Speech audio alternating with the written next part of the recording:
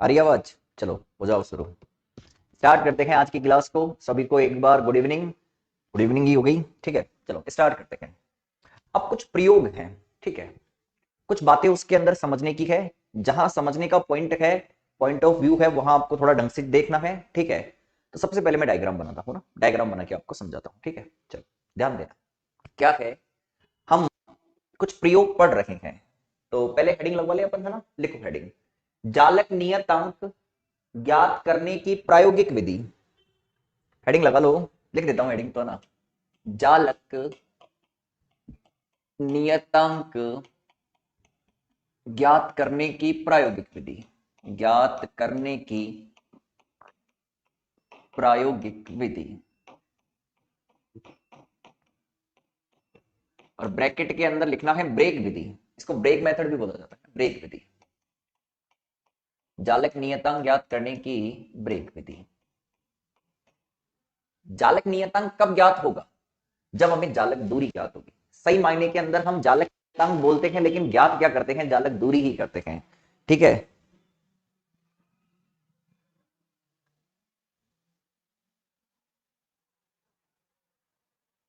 का एक मेथड पढ़ने वाले हैं अपन। उस मेथड का नाम है ब्रेक मेथड। नाम हम केवल जालक नियतांक बोलते हैं, बाकी हम ज्ञात जालक दूरी करते हैं। क्योंकि जालक नियतांक भी तभी कैलकुलेट हो पाएगा जब हम जालक दूरी कैलकुलेट कर ले, तो उससे जालक नियतांक भी ज्ञात हो जाएगा, ठीक है। तो करना क्या है? करना यह है कि सबसे पहले यहां एक घूर्णी मंच है। ये जो घूर्णी मंच है, ये घूर्णी मंच घूमता है, ठीक है। और इसके ऊपर एक क्रिस्टल रखा हुआ है। घूर्णी मंच के ऊपर ये जो क्रिस्टल रखा हुआ है, ये सोडियम क्लोराइड का क्रिस्टल है। हमने यहाँ पे सोडियम क्लोराइड के क्रिस्टल से इसको सोल्व करना है ना। तो ये क्या है? क्रिस्टल है। और ये जो क्रिस्टल है, ये क्रिस्टल सोडियम क्लोराइड का हमने यहाँ पे कंसिडर किया है, ठीक। आइए सबसे पहले उपकरण देख लेते हैं, उपकरण के अंदर क्या क्या है। इस पर क्या करते हैं? एक्स किरण आपतित करते हैं। एक्स किरण का पुंज आपतित करवाते हैं इसके ऊपर। तो सर इसके ऊपर क्या आपतित करवाते हैं? हम एक्स किरण का पुंज आपतित करवाते हैं, ठीक है। ये एक्स किरण का पुंज इस पर क्या हो गया? आपतित। ये आपतित होने के बाद में यहां से विवर्तित होता है। तो ये इस तरीके से विवर्तित होगा। अब एक चीज ध्यान रखना, ये जितने कोण पर यहां पर आपतित हुआ है, उतने ही कोण पर क्या होगा? विवर्तित होगा। तो ये वाला कोण थीटा है, तो ये वाला कोण भी कितना होगा? थीटा होगा। ये वाला कोण भी क्या होगा? थीटा होगा। और अगर ये वाला कोण थीटा है, तो हमारे काम का कोण ये है, समझना जो मैं बना रखा हूं। हमारे काम का कोण ये है। तो मैं ऐसे कहूं कि ये कोण कितना होगा? कोई बता सकता है मुझे? चलो बताओ, तुमसे पूछता हूं पहले, ये कोण कितना होगा? ये वाला कोण हमारे काम का है। ये वाला कोण कितना होगा? एक तो ये आपको क्या करना है, इसके अंदर बताना है। ये एक्स किरण का पुंज इस पर आपतित हुआ है, तो ये है आपतित एक्स किरण पुंज। इस पर आपतित हुआ है सर, ये क्रिस्टल पर आपतित हुआ है, तो ये है आपतित एक्स किरण पुंज। और ये है यहां पर विवर्तित एक्स किरण पुंज। विवर्तित एक्स किरण पुंज है ये, ठीक है। तो मुझे आप लोग ये बताओगे कि ये एंगल कितना होगा, ठीक है। एक काम तो आपका ये है, ठीक है ना, बता सकते हैं, कोई बड़ा मुद्दा है भी नहीं। चलो अब क्या होता है आगे समझो। आगे यहां पे क्या होता है इस प्रयोग के अंदर, ये जो विवर्तित एक्स किरण पुंज है, ये विवर्तित एक्स किरण पुंज क्या करता है? आयनन कोष्ठ के अंदर जाता है। और आयनन कोष्ठ में उपस्थित जो गैस है उनको क्या करता है? आयनित करता है। तो सर हमें क्या करना पड़ेगा? हमें कुछ नहीं करना पड़ेगा, हमको यहां पे एक आयनन कोष्ठ बनाना है, कुछ इस तरीके से चेक करना। हम यहाँ पे चेक करना भाई, सारे के सारे ना इस तरीके से एक डी आकार की स्केल बना रही है, डी आकार की स्केल। और इस डी आकार की जो वृत्तीय स्केल है, इस वृत्तीय स्केल पर यहां पे हमारे पास में एक आयनन कोष्ठक है। ये है आयनन कक्ष है। ये डी आकार की स्केल पर हमारे पास में क्या है रे? ये एक आयनन कक्ष है।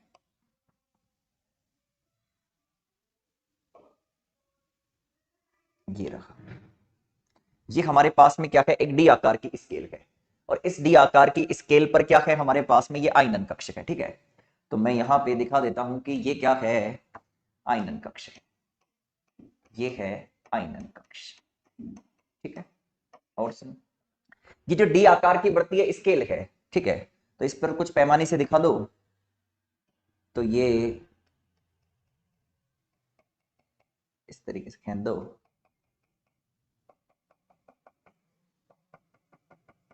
काउंट मत करना, ऐसे खींच देना अपनी मर्जी से।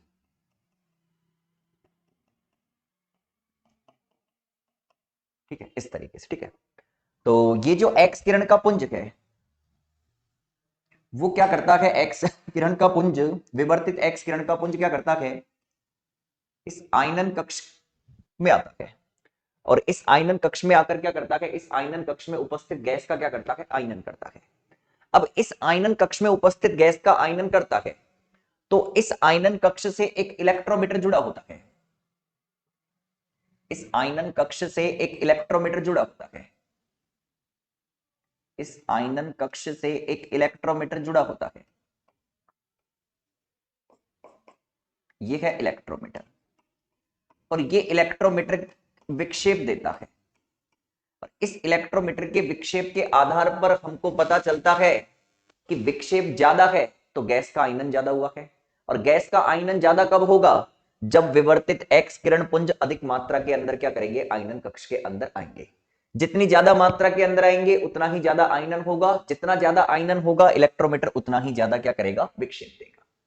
तो हमको क्या करना है कि वो एंगल चेक करना है जिस एंगल पर ये इलेक्ट्रोमीटर सबसे ज्यादा क्या दे, विक्षेप दे। अगर मैं आयनन धारा और कोण की थीटा के बीच में एक कर्व ड्रॉ करूं तो मुझे ये पता चलना चाहिए कि कोण पर, किस कोण पर ये इलेक्ट्रोमीटर क्या देता है, सबसे ज्यादा विक्षेप देता है। तो अभी तो केवल मैं इसके उपकरण को बना रहा हूं, एक इलेक्ट्रोमीटर है, इस इलेक्ट्रोमीटर की सहायता से हम विक्षेप देखते हैं और उसके आधार पर पता चलता है कि आयनन धारा कब ज्यादा होगी कब कम होगी। ठीक है, इधर एक डी आकार की वृत्तीय स्केल है, या डी आकार की स्केल भी बोल सकते हो या वृत्तीय स्केल भी बोल सकते हो। इस वृत्तीय स्केल से क्या है, आयनन कक्ष संबंधित है, और ये आयनन कक्ष इस डी आकार की स्केल पर मूव कर सकता है। ठीक है, दूसरी चीज, हाँ जी, यहाँ पे क्या है, एक घूर्णी मंच है, और उस घूर्णी मंच के ऊपर क्या रखा हुआ है, क्रिस्टल रखा हुआ है। इस क्रिस्टल पर एक्स किरण पुंज आपतित होता है, और एक्स किरण पुंज यहां से आपतित होने के बाद में क्या होता है, इस क्रिस्टल से विवर्तित होता है।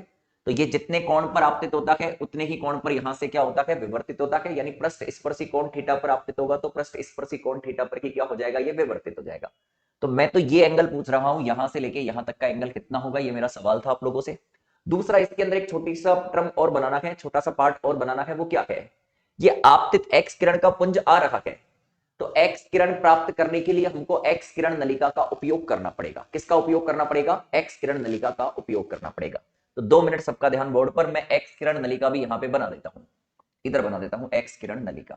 तो चेक करना सारे के सारे, कुछ इस तरीके से हम एक्स किरण नलिका बनाएंगे। चेक करो भाई, चेक, कुछ इस तरीके से एक्स किरण नलिका यहां पे बनाई जाए।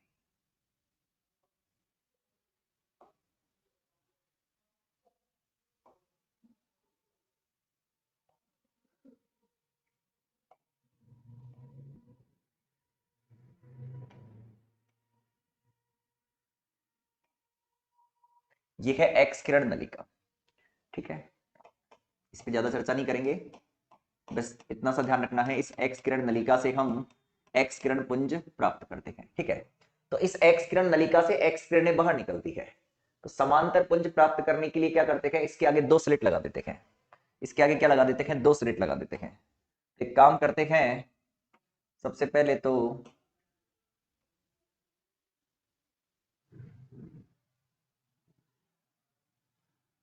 इसके आगे 2 स्लिट लगाओ, तो लगाओ 2 स्लिट। एक स्लिट S1 लगानी है और दूसरी स्लिट लगानी है S2। 2 स्लिट का हम उपयोग करेंगे। ठीक है, S1 और S2, यहां से एक्स किरण का पुंज आएगा। ठीक है, तो ये स्लिट से एक्स किरण, S1 और S2 स्लिट से एक्स किरण जब बाहर निकलेगी तो जो एक्स किरण का पुंज प्राप्त होगा हमें, वो किस पर आपतित होगा, क्रिस्टल पर आपतित होगा। ठीक है, तो इस क्रिस्टल पर क्या होगा, आपतित होगा। ठीक है, तो पहले तो ये डायग्राम बनाएंगे अपन, है ना। तो ये उससे पहले मैं कुछ लाइनें लिखवाता हूँ, फिर चर्चा करेंगे क्या कैसे क्या होने वाला है इसके अंदर, ठीक है। ये डायग्राम तो इसका ड्रॉ कर दिया मैंने, लिखो इसके अंदर।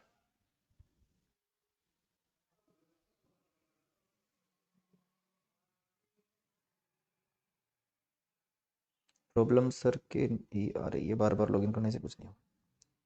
90 प्लस थीटा। प्रॉब्लम आ रही है? कुछ प्रॉब्लम नहीं आ रही, चल रही है क्लास तो। यहाँ से कोई प्रॉब्लम नहीं है, बिल्कुल रफ एंड टफ चल रही है क्लास, ठीक है। हाँ जी। मैंने कौन पूछा था, किसी ने बताया ही नहीं कितना होगा। चलो मैं बता देता हूँ, इस पर भी चर्चा कर लेता हूँ मैं। देखो, ये इस तरीके से क्रिस्टल है। अब ये एक्स किरण आपतित हुई, जितने कोण पर आपतित होगी पृष्ठ से, पृष्ठ स्पर्शी कोण जितना है उतने ही कोण पर यहां से विवर्तित हो जाएगी, इस तरीके से, ठीक है। मैंने इसको आगे एक्सटेंड किया है इस तरीके से, ठीक है। अब समझो भाई, जितना कोण ये है उतना ही कोण ये होगा, थीटा, शीर्षाभिमुख कोण। यहां से लेके यहां तक का कोण कितना हो जाएगा? 2 थीटा। कितना हो जाएगा? 2 थीटा। तो ये वाला कोण यहां कितना होता है? 2 थीटा होता है। कितना होता है? 2 थीटा होता है, ठीक है। कितना होता है ये वाला कोण यहाँ पे? 2 थीटा होता है। चलो, और कोई कुछ क्या बोल रहा था? यहाँ से कोई प्रॉब्लम नहीं है, बिल्कुल सही चल रही है क्लास, कोई दिक्कत नहीं।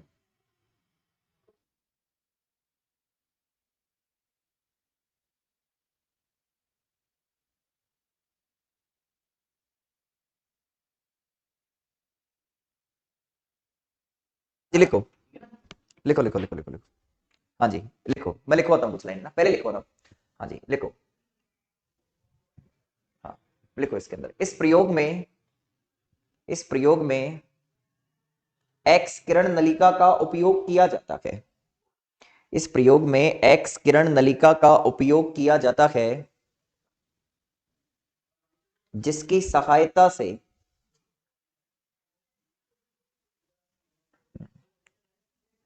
जिसकी सहायता से निश्चित तरंग दैर्ध्य की एक्स किरणें प्राप्त होती है। जिसकी सहायता से निश्चित तरंग दैर्ध्य की एक्स किरणें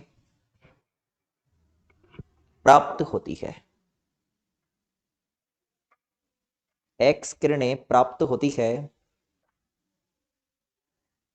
आगे लिखो, एक्स किरण नलिका से उत्सर्जित एक्स किरणें, एक्स किरण नलिका से उत्सर्जित एक्स किरणें, उत्सर्जित एक्स किरणें,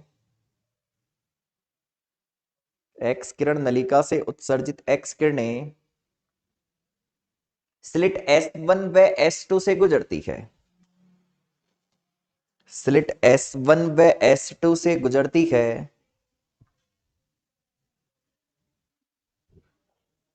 स्लिट S1 व S2 से गुजरती है,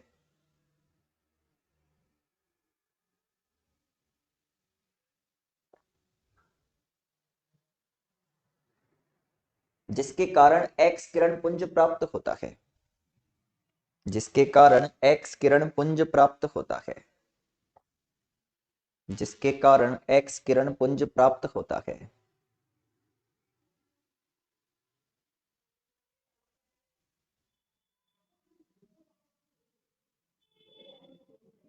इस पुंज को इस पुंज को इस पुंज को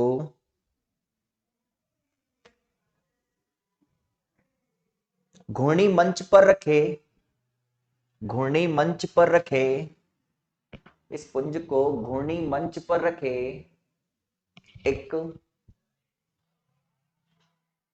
क्रिस्टल पर आपतित किया जाता है। घूर्णी मंच पर रखे एक क्रिस्टल पर आपतित किया जाता है, जहां विवर्तन की क्रिया होती है। जहां विवर्तन की क्रिया होती है। चलो, ये डायग्राम बना लो। ये डायग्राम बना लो जो सामने आपके है। इस डायग्राम को जैसे ही बना लो मुझे मैसेज कर देना भाई, ना।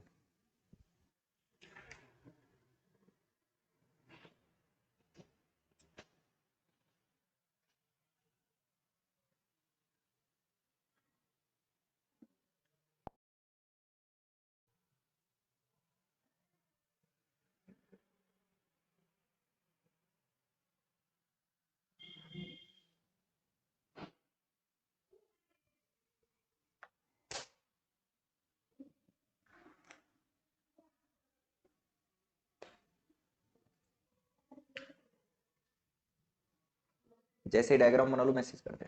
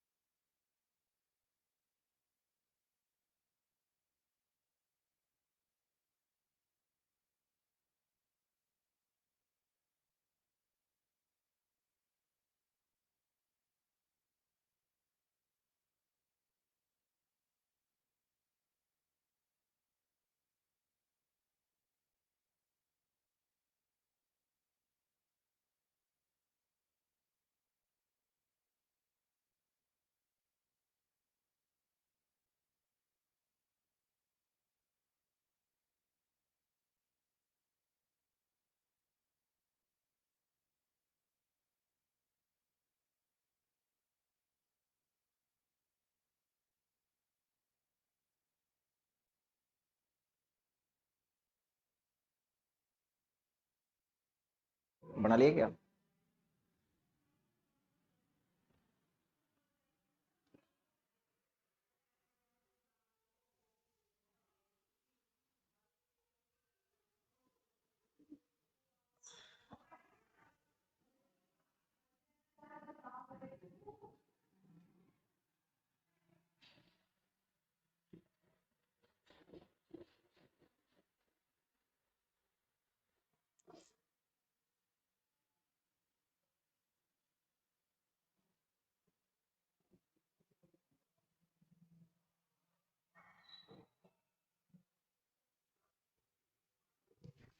चलो अब क्या करते हैं, सुनो। सबसे पहले आपतित एक्स किरण पुंज को अपन, जो एक्स किरण पुंज है उसको अपन क्रिस्टल पर आपतित करते हैं। कितने कोण पर आपतित करते हैं? थीटा कोण पर। तो ये यहां से 2 थीटा कोण पर परावर्तित होकर इस वृत्तीय स्केल में जो आयनन कक्षक है, इस वृत्तीय स्केल पर जो गतिमान आयनन कक्षक है, उसके अंदर जाता है विवर्तित एक्स किरण पुंज। और जैसे ही विवर्तित एक्स किरण पुंज इसके अंदर जाएगा तो यहां उपस्थित गैस का क्या करेगा? आयनन करेगा। जितना ज्यादा आयनन होगा इलेक्ट्रोमीटर के अंदर उतना ही ज्यादा विक्षेप होगा। यानी हम आयनन धारा का मापन कर सकते हैं और हम इस आयनन कोष्ठ को इस प्रकार व्यवस्थित करते हैं ताकि हमको इलेक्ट्रोमीटर के अंदर क्या मिले? ज्यादा से ज्यादा विक्षेप मिले। मतलब जहां ज्यादा विक्षेप मिलेगा वहीं पे हमको क्या करना है? इस कोण की रीडिंग को नोट करना है। यानी कितने कोण पर यहां पर ये इलेक्ट्रोमीटर सबसे ज्यादा विक्षेप देता है। अब ये डिसाइड कौन करेगा ये विक्षेप ज्यादा देगा? एक तो एंगल थीटा ये डिसाइड करेगा कि इसका विक्षेप कब ज्यादा होगा और कब इसका विक्षेप कम होगा। थीटा के मान के आधार पर ही हम किसके मान को डिसाइड करेंगे? आयनन धारा के मान को डिसाइड करेंगे। ठीक है, तो इसके बारे में कुछ लिख लो पहले आप।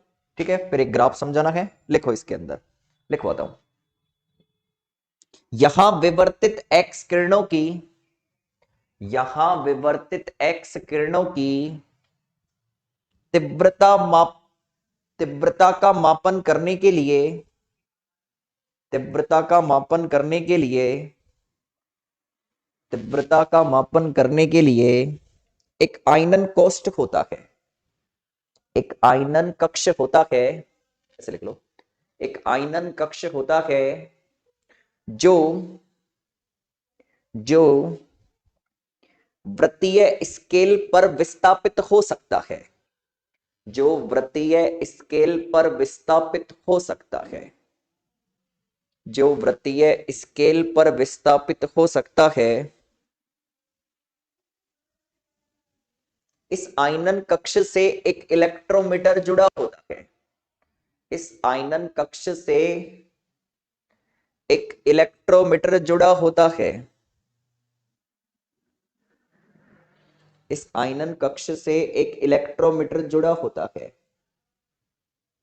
अब लाइन और पैराग्राफ दोनों चेंज करके लिखना। सर्वप्रथम एक्स किरण नलिका से, सर्वप्रथम एक्स किरण नलिका से एक्स किरण पुंज प्राप्त होता है।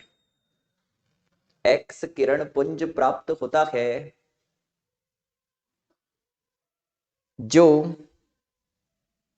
घूर्णी मंच पर रखे क्रिस्टल पर, जो घूर्णी मंच पर रखे क्रिस्टल पर थीटा कोण पर आपतित होता है।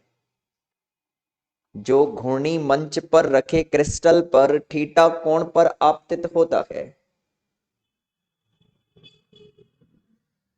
तथा आपतन के पश्चात, तथा आपतन के पश्चात टू थीटा कोण पर, टू थीटा कोण पर परावर्तित हो जाता है, परावर्तित हो जाता है, टू थीटा कोण पर परावर्तित हो जाता है तथा यह पुंज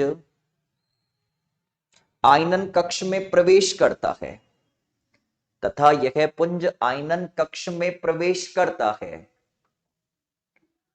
और वहां उपस्थित गैस का आयनन कर देता है, और वहां उपस्थित गैस का आयनन कर देता है, और वहां उपस्थित गैस का आयनन कर देता है। यहां आयनन कक्ष को, यहां आयनन कक्ष को इस प्रकार व्यवस्थित करते हैं कि, यहां आयनन कक्ष को इस प्रकार व्यवस्थित करते हैं कि अधिक से अधिक, अधिक से अधिक, अधिक से अधिक विवर्तित पुंज, अधिक से अधिक विवर्तित पुंज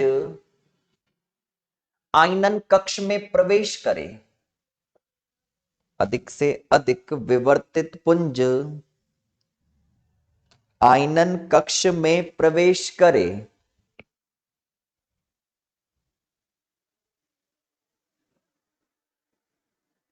इस अवस्था में, इस अवस्था में, इस अवस्था में, इस अवस्था में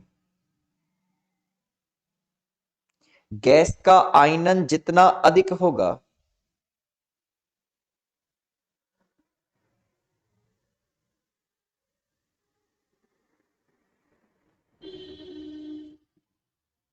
गैस का आयनन जितना अधिक होगा इलेक्ट्रोमीटर में, इलेक्ट्रोमीटर में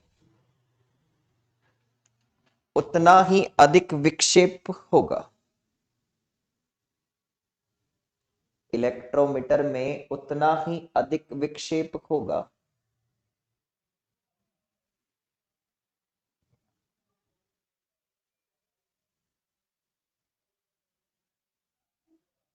लाइन और पैराग्राफ फिर चेंज करना।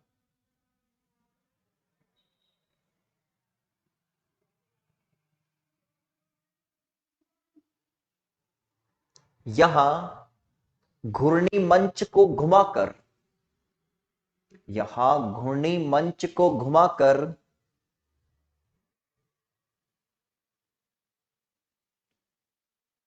थीटा के विभिन्न मानों के संगत,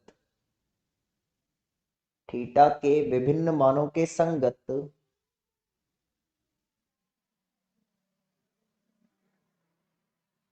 थीटा के विभिन्न मानों के संगत विवर्तित एक्स किरणों की तीव्रता ज्ञात की जाती है, विवर्तित एक्स किरणों की तीव्रता ज्ञात की जाती है।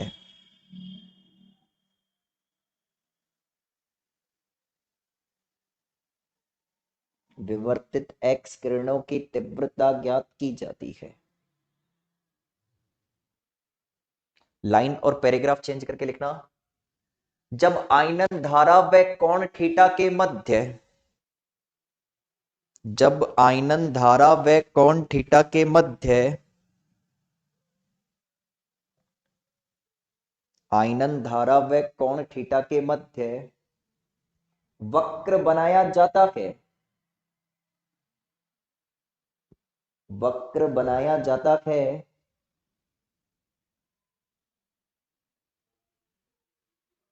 वक्र बनाया जाता है,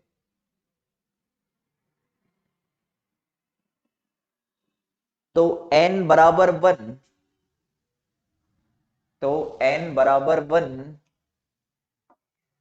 कॉमा n बराबर 2 व n बराबर 3 क्रम के, क्रम के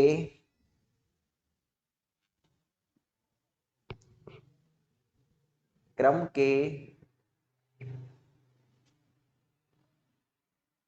जालक तलों से, जालक तलों से विवर्तन अधिक होने के कारण, विवर्तन अधिक होने के कारण, कितना स्लो लिखवा रहा हूं, विवर्तन अधिक होने के कारण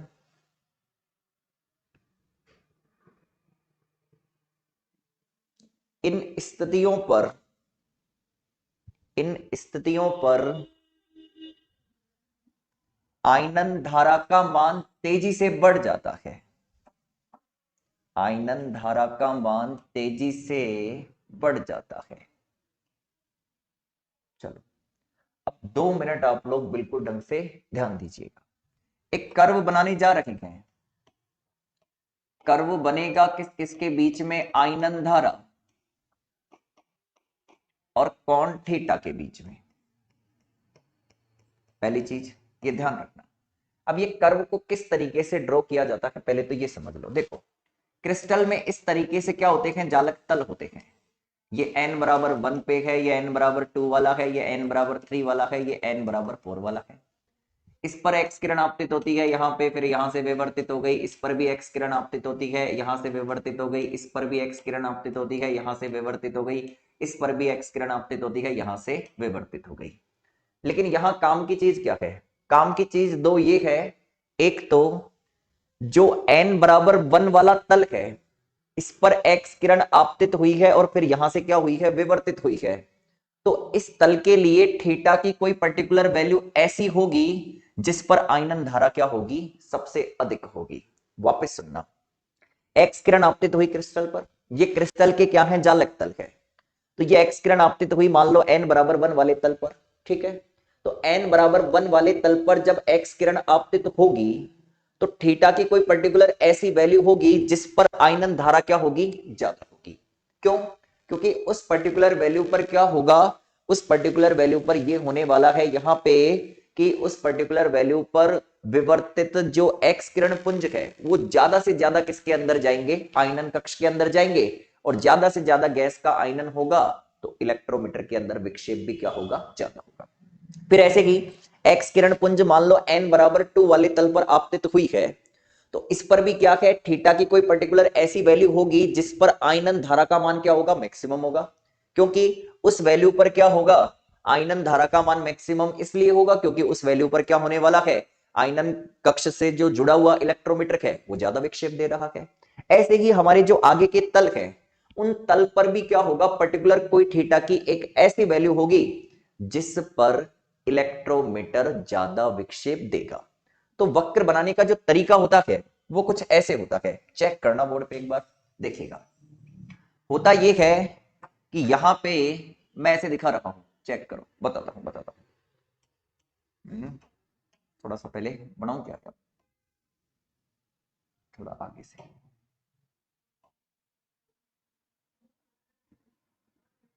समझ लो।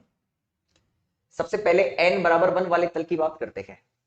तो n बराबर 1 वाले तल के अंदर क्या होता है, थीटा की कोई पर्टिकुलर वैल्यू जिस पर क्या होता है, इलेक्ट्रोमीटर के अंदर ज्यादा विक्षेप होता है, तो उस कंडीशन के अंदर क्या होती है, आपकी आयनन धारा बढ़ जाती है। फिर इसके बाद में इसका मान कम। फिर आगे चलते हैं, ये n बराबर 1 वाले तल के लिए है। फिर आगे चलते हैं, चेक करो फिर क्या होगा। थीटा की किसी पर्टिकुलर वैल्यू पर अगले तल के लिए भी क्या होगा, आयनन धारा का मान अधिक होगा। ठीक है, फिर आगे चलते हैं नेक्स्ट तल पर। तो अगले तल के लिए भी क्या होगा, थीटा की किसी पर्टिकुलर वैल्यू पर आयनन धारा का मान क्या होगा, अधिक होगा। इस तरीके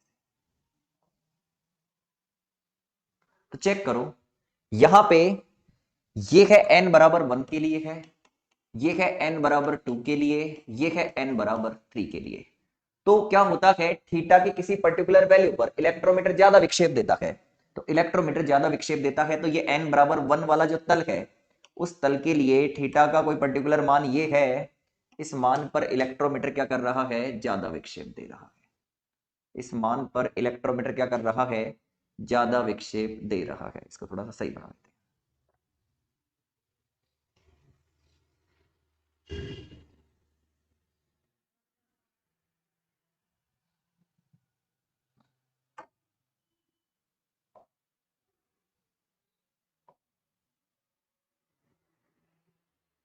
ठीक है, ऐसे ही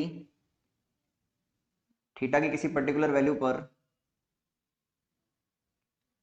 और ऐसे ही थीटा की किसी पर्टिकुलर, ये इलेक्ट्रोमीटर क्या करता है, ज्यादा विक्षेप देता है।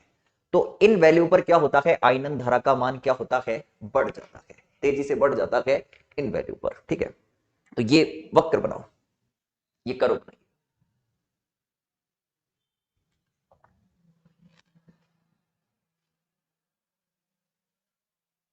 ठीक है, इस कर्व को बना लो, फटाफट इस कर्व को बना लो।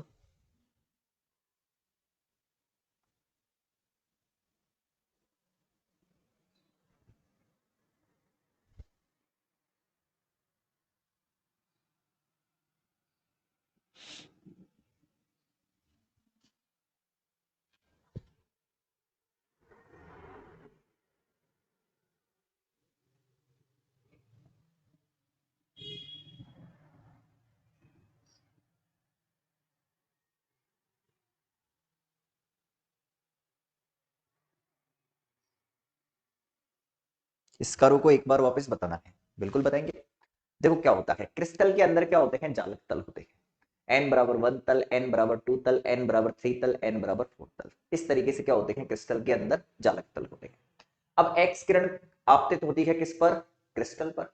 तो क्रिस्टल पर आपतित होगी, तो क्रिस्टल का जो सबसे पहला तल है n बराबर 1 तल, उससे एक्स किरण क्या होगी, विवर्तित होगी। तो हमको वो एंगल चेक करना है जिसमें इलेक्ट्रोमीटर क्या देगा, सबसे ज्यादा विक्षेप देगा। तो जहां इलेक्ट्रोमीटर सबसे ज्यादा जिस एंगल पर विक्षेप देगा, उस पर क्या होगा, करंट का मान बढ़ जाएगा, इस तल के लिए। ऐसे ही फिर अगले तल की बात चलेगी, तो उस अगले तल भी पे भी पर्टिकुलर कोई एक ऐसा कोण होगा जिस पर इलेक्ट्रोमीटर ज्यादा विक्षेप दे रहा है, तो उस पर फिर करंट क्या होगी, बढ़ जाएगी। फिर इसके बाद में क्या होगा, पर्टिकुलर फिर क्या होगा, किसी कोण पर n बराबर 3 वाले तल के अंदर भी क्या होगा, करंट का मान क्या हो जाएगा, बढ़ जाएगा। ठीक है, आगे बात समझ में। ये केवल वक्र ये बताना चाह रहा है कि थीटा का कोई पर्टिकुलर ऐसा मान होगा जिस पर इसके जो विभिन्न तल है, उस तल के रिगार्डिंग क्या होगा, आयनन जो धारा है, उस करंट का मान क्या होगा, बढ़ जाएगा।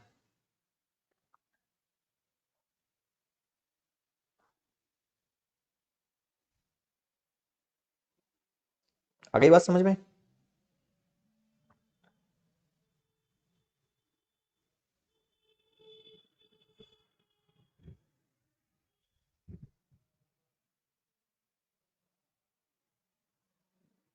अब ये जो n बराबर 1 वा तल है, n बराबर 2 वा तल है, इनके बीच में और कोई तल नहीं है। नहीं तो और कोई तल होता तो उस तल पर भी क्या होता, पर्टिकुलर किसी मान पर करंट का मान क्या होता, बढ़ जाता। ठीक है,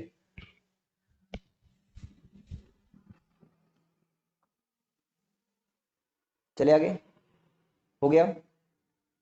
चलो, तो ये हो गया।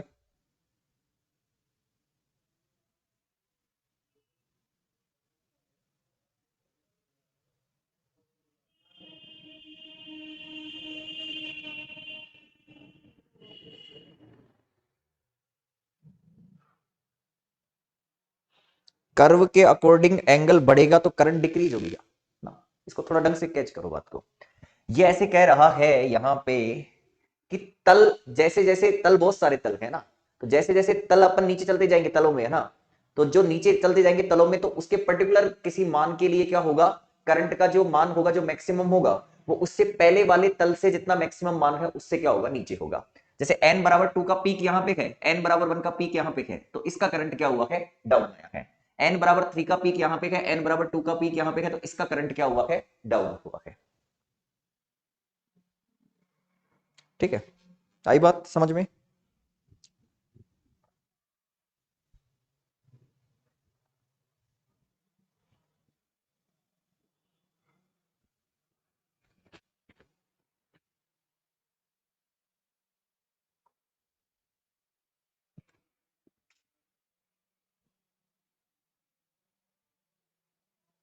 ठीक है ना। हाँ, आगे बात समझो, चलो। तो ये हो गया, ये है ना। अब इसका छोटा सा कैलकुलेशन है, उसके अंदर हमको जो डाटा है वो याद रखने हैं NaCl के। एक तो D100, एक 110 और एक 11 तल वाले डेटा क्या रखने हैं, हमको याद रखने हैं। तो अभी मेरी 5 मिनट बाद में क्लास है, तो उसको अपन कल करेंगे, ठीक है ना। तो कल कर देंगे इस टॉपिक को कंप्लीट, और कल अगला जो मेथड है डिवाइस एरर पाउडर, उसको भी क्या करेंगे, पूरा कंप्लीट कर देंगे कल, ठीक है ना। दोनों कंप्लीट हो जाएंगे कल। तो आज के लिए इतना ही, इसके आगे करते हैं अपन नेक्स्ट क्लास के अंदर, ठीक है।